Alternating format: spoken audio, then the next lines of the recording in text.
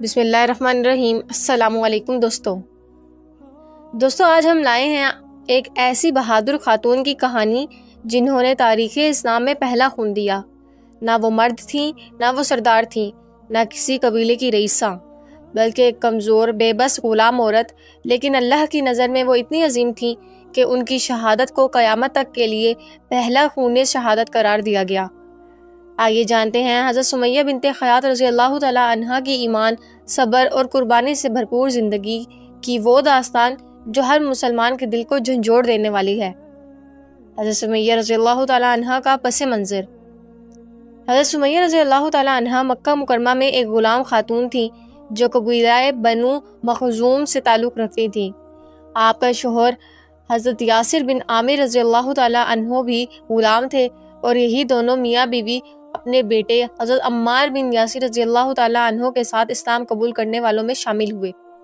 یہ وہ وقت تھا جب اسلام کو چھپ کر اپنایا جاتا تھا، لیکن اللہ والوں کو نہ کوئی ظلم روک سکا، نہ تلوار، نہ آگ۔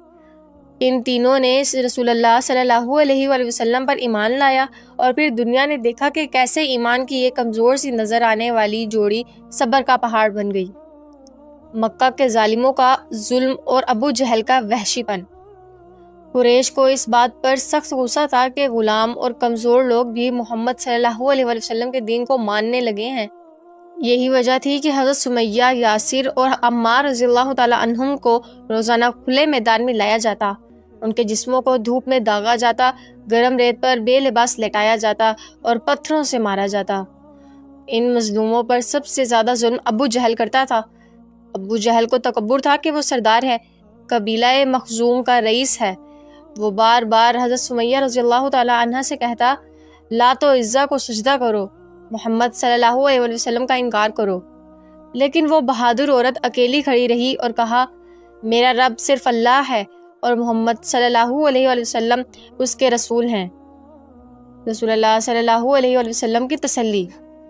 رسول اللہ صلی اللہ علیہ وسلم جب ان پر ہونے والے مظالم کو دیکھتے تو ان کے دل میں درد امڈ آتا، لیکن اس وقت اللہ کا حکم تھا کہ صبر کیا جائے، اور وہی آپ کرتے۔ آپ صلی اللہ علیہ وسلم بار بار فرماتے، صبرن آل یاسر فإنما موعدکم الجنۃ، اے آل یاسر صبر کرو، تمہارا وعدہ جنت ہے۔ مسند احمد۔ یہ وہی الفاظ تھے جو حضرت سمیہ کے دل کو طاقت دیتے، وہ ہر درد کو برداشت کر جاتی صرف اللہ کے لیے۔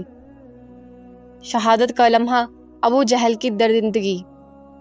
ایک دن جب ابو جہل نے دیکھا کہ یہ عورت کسی حال میں پیچھے نہیں ہٹنے والی، تو اس نے سب کے سامنے ان کے جسم کے نازک حصے میں نیزہ مارا۔ الطبقات الکبریٰ ابن سعد میں آتا ہے، اسلام میں سب سے پہلے شہید ہونے والی حضرت سمیہ تھیں، اور انہیں ابو جہل نے ان کے جسم کے نازک حصے پر نیزہ مار کر شہید کیا۔ یہ منظر مکہ کے لوگوں کے سامنے ہوا، مگر کسی میں اتنی ہمت نہ تھی کہ ابو جہل کو روکتا۔ اسلام کی پہلی شہیدہ۔ یوں حضرت سمیہ بنت خیاط رضی اللہ تعالیٰ عنہ اسلام کی سب سے پہلی شہیدہ بن گئیں۔ نہ صرف خواتین میں بلکہ پوری امت میں سب سے پہلا خون اللہ کے دین پر اسی عظیم عورت نے دیا۔ وہ غریب تھیں، غلام تھیں، عورت تھیں، لیکن ایمان کی طاقت نے انہیں اللہ کے ہاں امر کر دیا۔ ابو جہل کا انجام۔ اب سوال یہ پیدا ہوتا ہے کہ اتنا بڑا ظالم ابو جہل کا کیا انجام ہوا؟ اللہ رب العزت نے اس کا فیصلہ غزوہ بدر کے دن کر دیا، جس دن اللہ نے فرشتے بھیجے اور سچ و جھوٹ کے درمیان فیصلہ ہو گیا۔ صحیح بخاری میں آتا ہے، حضرت عبد الرحمن بن عوف رضی اللہ تعالیٰ عنہ فرماتے ہیں، تو کم عمر صحابہ میرے دائیں بائیں کھڑے تھے۔ انہوں نے کہا، چچا ہمیں ابو جہل دکھائیں، ہم اس سے بدلہ لینا چاہتے ہیں۔ پھر ان دونوں نے اسے قتل کر دیا۔ صحیح بخاری۔ یہ دو نوجوان صحابہ تھے، معاذ بن عمرو اور معوذ بن غفرہ رضی اللہ تعالیٰ عنہما۔ یوں حضرت سمیہ رضی اللہ تعالیٰ عنہ کے خون کا بدلہ خود اللہ نے لے لیا۔ سبق اور پیغام۔ حضرت سمیہ بنت خیاط رضی اللہ تعالیٰ عنہ ہمیں یہ سکھاتی ہیں کہ ایمان کمزوری نہیں، سب سے بڑی طاقت ہے۔ عورت ہونا رکاوٹ نہیں، عزت کی علامت ہے۔ صبر کرنا شکست نہیں، فتح کی پہلی سیڑھی ہے۔ اللہ کے دین پر جان دینا ضیاء نہیں، جنت کی ضمانت ہے۔ آج بھی اگر مسلمان عورتیں اور مرد حضرت سمیہ رضی اللہ تعالیٰ عنہ جیسا صبر، ہمت اور استقامت اپنا لیں تو دنیا کی کوئی طاقت انہیں ہرا نہیں سکتی۔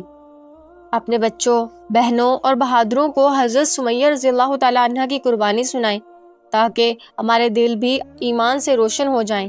اللہ ہمیں بھی ایسا صبر اور وفاداری عطا فرمائے، آمین۔